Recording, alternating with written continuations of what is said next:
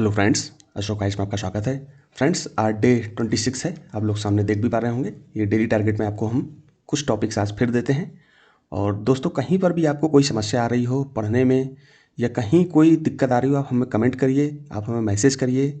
आप हमें जो है ईमेल में भी मैसेज कर सकते हैं। ठीक है दोस्तों, इंस्टाग्राम में भी मैसेज कर सकते हैं, फेसबुक में हमसे जुड़िए। ठीक है, और टेलीग्राम में भी जुड़ सकते हैं आप। जिससे क्या हो कि आपको कहीं पर कोई लाभ अगर हम पहुंचा रहे हो तो उससे आप वंचित ना रह जाए। ठीक है दोस्तों, और इसके साथ साथ आपको कोई भी समस्या किसी प्रकार की हो, आप हमसे कांटेक्ट कर सकते हैं। तो आज हम टॉपिक्स आपको देंगे। आपको सी सेट में डाटा इंटरप्रिटेशन पढ़ना है अच्छे से दोस्तों, बहुत ज़्यादा इंपॉर्टेंट है। पिछले 10 सालों में आपको इससे लगभग इससे 34 सवाल पूछे जा चुके हैं। ठीक है, 34 से 35 और ज़्यादा ही। ठीक है, इससे ज़्यादा सवाल पूछे जा चुके हैं दोस्तों, तो इसलिए ये बहुत ज़्यादा इंपॉर्टेंट है डाटा इंटरप्रिटेशन। और इसके साथ साथ 5 कॉम्प्रिहेंशन आपको पढ़ने हैं। तो दोस्तों, रीजनिंग में मैंने जो मोस्ट इंपॉर्टेंट टॉपिक्स थे वो मैंने सारे दे दिए हैं।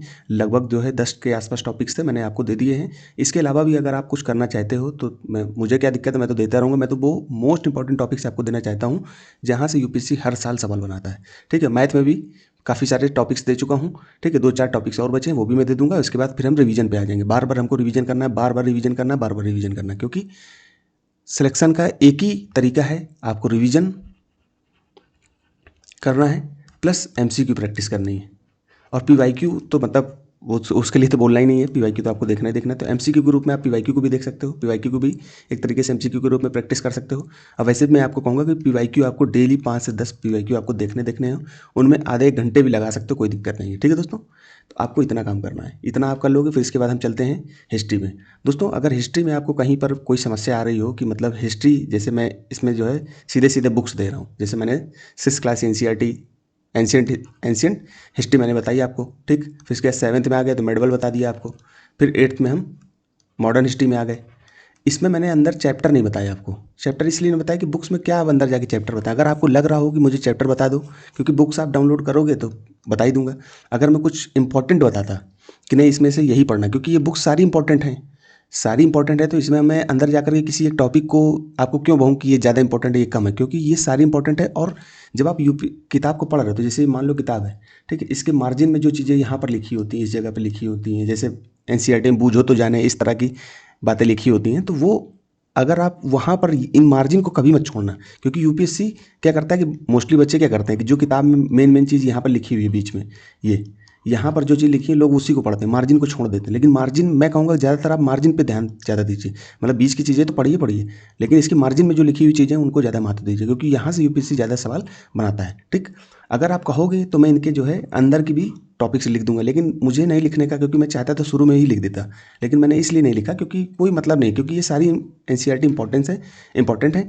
और इनके अलावा आपको कुछ भी नहीं पढ़ना है। जो चीज़ मैं यहाँ पर बता रहा हूँ इसके अलावा आपको कुछ नहीं पढ़ना, बस इन्हीं को बार बार रिवीजन करना है, पढ़ना है। ठीक है दोस्तों, और मैं थोड़ा मेंटरशिप में दोस्तों बहुत ज़्यादा व्यस्त हूँ, इसलिए थोड़ा सा, क्योंकि वहाँ पर भी हिंदी माध्यम के बच्चे हैं और वहाँ से कुछ पैसा भी मिलता है, तो थोड़ा सा जो है वहाँ पर ज़्यादा टाइम देना पड़ रहा है। बाकी यूट्यूब में भी मैं ध्यान देता हूँ, क्योंकि ये सीरीज़ आपकी बहुत ज़्यादा इंपॉर्टेंट है, क्योंकि आप टॉपिक्स ही पढ़ लोगे तो फिर आपका छूटेगा क्या।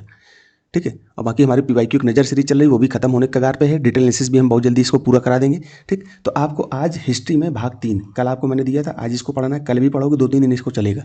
ठीक, फिर आज हम चले जाएंगे भौतिक भूगोल, आपने समाप्त कर लिया, इसको खत्म करते हैं। अब आज स्टार्ट हो जाएगा भौतिक भूगोल के मूल सिद्धांत। ये किताब आपने समाप्त कर ली। ठीक, अब इसको आपने समाप्त करके रखना नहीं है, रख देना किनारे, लेकिन इसका मतलब ये नहीं कि दोबारा देखना नहीं है। अभी 2-3 दिन बाद, 10 दिन बाद फिर से मैं रिवीजन के लिए बोलूँगा, तो फिर आपको रिवीजन इसका करना है। बाकी आज आपको भारत भौतिक पर्यावरण, ये बुक आपको डाउनलोड कर लेनी है, ये आपके पास हो तो इसको पढ़ना शुरू कर देना। ठीक, तो ज्योग्राफी में आपका लगभग कोर्स समाप्त हो गया है। इसके बाद आपको 2 किताबें 12th की और पढ़नी है, बस आपका ज्योग्राफी समाप्त। इसके अलावा कुछ भी आपको कहीं से कुछ नहीं देखना है, क्योंकि यूपीएससी जितने भी मान लो 15 सवाल पूछेगा तो 15 में से 7-8 सवाल आपके डायरेक्ट एनसीईआरटी से आ जाएंगे। ठीक, 7-8 सवाल, बाकी आप करंट अफेयर पढ़ोगे, इधर उधर से दिमाग लगाओगे, कॉमन सेंस लगाओगे, तो आपके वो भी सवाल आपके नहीं छूटेंगे। ठीक है दोस्तों, तो इतना आपको करना है। तो आज इसको भारत और भौतिक पर्यावरण इसको अच्छे से पढ़ना है। ये एनवायरमेंट का भी इसमें आपको बहुत सारी चीज़ें पढ़ने को देखने को मिलेंगी। ठीक है, इसके अलावा फिर हम बताएंगे आपको क्या क्या पढ़ना है, आप इतना कर लीजिए। तो इसका मतलब क्या है, आपको इसमें सी सेट में मैथ में डाटा इंटरप्रिटेशन पढ़ना है, कॉम्प्रिहेंशन पढ़ना है। ठीक, कॉम्प्रिहेंशन 5 कॉम्प्रिहेंशन आपको करने हैं प्रैक्टिस।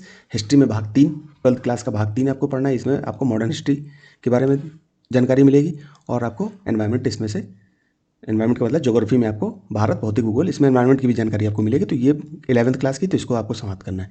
3 से 4 दिन आज ये चलेगा ये भी, ठीक है। इसको हम भाग 3 जो हिस्ट्री की 12th क्लास की, तो इसको भी और ये दोनों को एक साथ समाप्त करेंगे। 3-4 दिन ये भी चलेगा, 3-4 दिन उसको समाप्त करके फिर हम 12th क्लास में आ जाएंगे और इसमें हम चले जाएंगे ओल्ड एनसीईआरटी में, ठीक है दोस्तों।